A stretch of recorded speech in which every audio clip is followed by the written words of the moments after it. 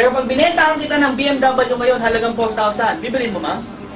Yes, kala ko lang ang pera. Yan ako mo, ang Pilipino ganyan. Ito, pinapakita ko sa resulta mo after 2 years. Gawin mo na. Kasi baka naman huli na lahat. Bakit? Ang dami na namin nagiging member, o kailan ka ba magsasali? Kailan ka ba magsasama? Bakit, ma'am? Ang pangarap namin napakataas. Sabayan mo na. Isa lang ang tinatanggal namin dito sa katawan namin. Yung letter P. Alam mo ba yung P sa katawan? Reglas. Pride! Bakit ba yung pride? Madaming ganyan. Yan lang po yung isang binaba ko sa katawan ko. Bakit pa? Ang pride, di ka pa kainin na, tama? Yes. Ang pride na bulaya, malasong ka. Ako, ha? Yes. Bakit ako sasali sa bata? Teacher ako. Diba? Bata, ba't ako sasali? Manager ako sa bangko. 50,000 naman. Bata, ba't ako sasali? Abogado ako. May kaso ba tayo dito? Wala, tama? Diba? Bata, sasali ako. Doon ako sasali sa'yo. Doktor ako. May nagpapa-order ka ba dito? Diba? Bata, ba't ako sasali sa'yo? Engineer ako. Ba't may nagpapacheck ba na engine dito? No, joke yun. Engineer. Ako mo, ito ha, lahat kami, kaya kami sumali kasi may dahilan. Gusto mo malaman ko ng dahilan namin? Dreams. Gusto mo malaman ang dahilan namin? O simple, umuwi ka ng bahay. Tingnan mo yung bahay mo. Kung ikaw malungkot sa bahay mo, sumali ka ng B-Mobile. Pero kung masaya ka na sa bahay mo, huwag ka na sumali. Bakit? Kontento ka na, tama? Yes. Pagpasok mo ng bahay mo, nakita mo garahe, may kotse ka doon, masaya ka na sa garahe mo, at sa kotse mo, huwag ka nang sumali. Pero kung hindi ka pa masaya, sumali ka, bumalik ulit dito. Pasok ka ng bahay mo, nakita mo yung sala mo, masaya ka na sa mga nakikita mo. Huwag ka na sumali sa B-Mobile. Kung hindi ka pa masaya, sumali ka. Bakit, ma'am? Dito mo kitain yung nalalagay natin dyan. Pasok ka sa kwarto ng anak mo, ma'am. Tingnan mo anak mo. Kung masaya ka na sa anak mo, huwag ka sumali ng B-Mobile. Kung hindi ka masaya sa anak mo, kasalanan mo yan. Ikaw gumawa, ano wala na yan. Masimple lang, may dahilan kami dito. Kung gusto mo sumagat buhay mo at maging milyonaryo at may pangarap ka, gusto mo kunin to, sumali ka. Nakuha, malakpan ka mo naman yung ganun. Hindi lang ha, hindi lang ako ang kumita dito. May isa po kami mga dealer dito. Ngayon po, magdadalawa na ang coaching niya. Siya po ay 22 years old lang. At na-explain namin ng business. Ang maganda pa dyan, pinsan ko siya. Ang malapit pa dyan, single. Ay, di, may girlfriend pala. Pero hindi sila kasal. Para sila na yung negosyo. Ito malapit. Ang weekly po na kinikita ngayon, humigit ko mo lang 150,000 to 200,000 per week. Bagong graduate pa. Ito malapit. Salampakan naman natin si Mr. Rowan.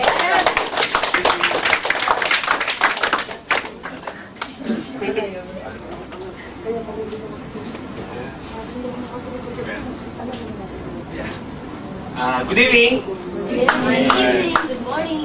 Good evening nga po. Good evening. Good morning. Good morning. Good morning. Okay. I'm Anton Azania po. Basically, I'm bagong graduate lang po. 23 years old technically. Hindi po 22. 22 po nung sumali ako sa business. Pero right now, I'm doing the business for good na. Actually, to be honest with you, before, inintroduce sa akin yung parang medyo skeptic kasi I understand yung sitwasyon niyo po. Pinakita niya rin din po sa akin yung negosyo. Pero una, sabi ko parang mahirap. Kasi katulad ko, bagong graduate, pero nung sisimula ka na negosyo. Pero nung nakita ko yung opportunity, sabi ko, sige, susubukan ko. I know I can do it eh. Kasi in this case, magkano? 1.7. Ilang friends mo dito? Ilang kaibigan mo i-invite? Dalawa. Meron ba dito? Higit sa dalawang kaibigan? Yes. Ikaw ma'am, dalawa lang ba po ba ang kaibigan nila? Marami pa doon. More than, mga 3 naman, no? O, maganda na yan, ma'am. Kasi kung 3 kaibigan mo, hindi mas mabilis, tama? Pero look at this. Katulad ni Kuya, actually, I'm very thankful to that person kasi siya po yung nagbago ng buhay ko. Aside from B-Mobile, si Kuya Kiwi rin po nagturo sa akin dahan-dahan kung paano ko gagawin yung negosyo. Pero basically, to show you, ito doon po yung mga nangyayari. Pwede na po ba sa isang linggo? Yes. Matanong ko lang, 72,000 para sa bagong graduate. Normal, abnormal? Abnormal. Sino na tawag sa akin? Abnormal. Okay lang? Yes. O sir, matanong ko lang, sir, ikaw ba normal, abnormal? Normal. Sir, kung palit tayo, okay lang? Weekly rin, bibigyan niya sa'yo. Normal ka ba, abnormal? Abnormal, welcome to the club. Walang pa naman kasi yan. Alright. Pero kasabi nga din dito, kayang pigilan ng mga dealers? Hindi. O susunod na linggo na naman? O, pwede na po ba? Eh, may problema ka na naman, sir. Dahil tumulong ka sa maraming tao, hindi mo naman mapigilan. Pwede na? Yes. Pwede na. Ito nga pala po yung actual check. Kasi Friday, nagpunta po ang Pampanga to help my dealers. Ito na po yung nangyari. 152,000. Pwede na? Yes. Come to the concept, simple lang. Ang negosyong to, dapat willing kang tumulong para kumita. Hindi ito yung para sa isang tao na ikaw lang mo pwedeng kumita. Kailangan willing ka rin kumita para tumulong. At the same time, simple lang naman eh. O, pag-usapan natin ha. Sir, basically sa sitwasyon nyo ngayon, do you think madali po bang kunin ang mga pangarap mo? Sa ikaw mag-isa? Mahirap? O sir, ganito na lang. Okay lang ba? Ngayon, araw na to, lahat na nakikita mo sa paligid mo, kasama sa pagkuha ng pangarap mo. Okay lang? Do you think mas madaling paraan yun? Willing ka ba tumulong? Willing ka rin bang magpatulong, sir? Oh, with that case, magiging successful sa negosyo to. Katulad ko po, humingi lang din po ako ng tulong sa pinsan ko kung paano ko gagawin ang negosyo. Tinulungan niya rin po ako, tumulong din ako sa maraming tao. Nangyayari? Yes. Nangyayari. O, come to think of this, ito na po yung mga accounts ko. Kasi last, September, ito po yung nakuhang, ng isang account ko. Pwede na? 738,000. Yes. Pwede? Yes. Okay. Yan nga, sabi nga natin, tuloy-tuloy lang yan. O, ito after 29 days, 860 naman. Wow. Okay? Kasi ginawa ko, 3 accounts ko, hindi ko po nilimitahan ang sarili ko sa isa. Ginawa ko 3. Okay? Kaya may kita mo, dito ko nagulat. Wow. Pwede na? Pwede na po ba? Yes. Yung parang ibang din natutuwa. Pinupulot lang po ba? Hindi, di ba? Mahirap po gawin yan. Kung effort mo daw nang gagamitin. Pero in this case, humingi lang din po ng tulong. Nangyari?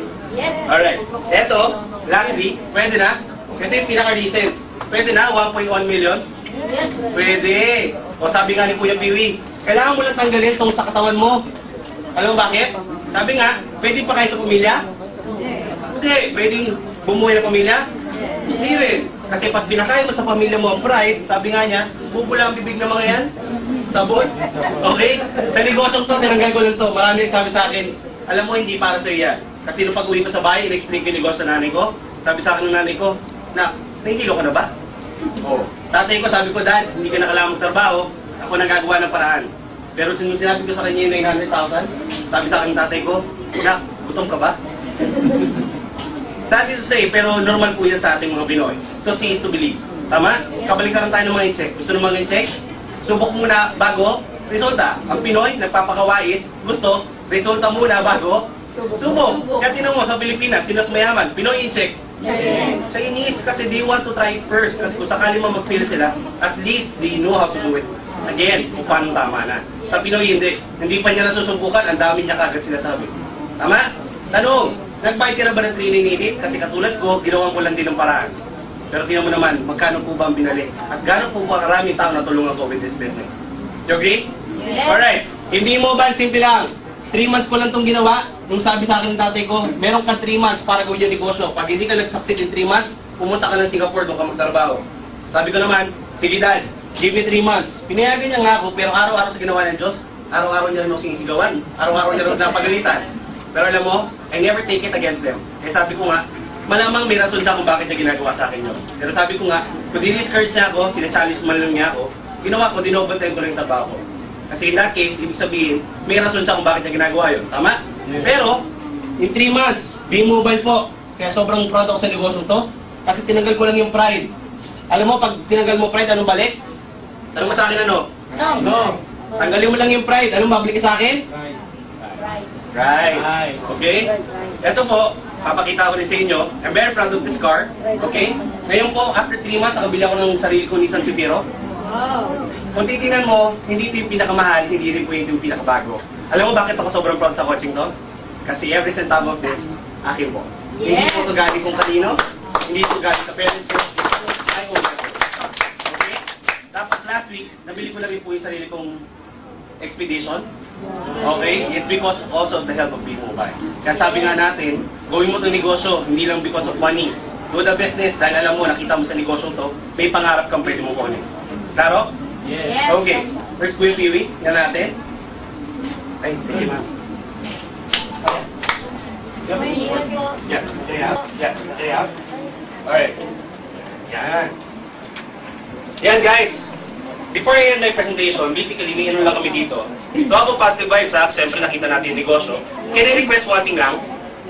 Pwede? Yes. Pag sumigaw ang mamaya ng payaman, sigaw tayong lahat ng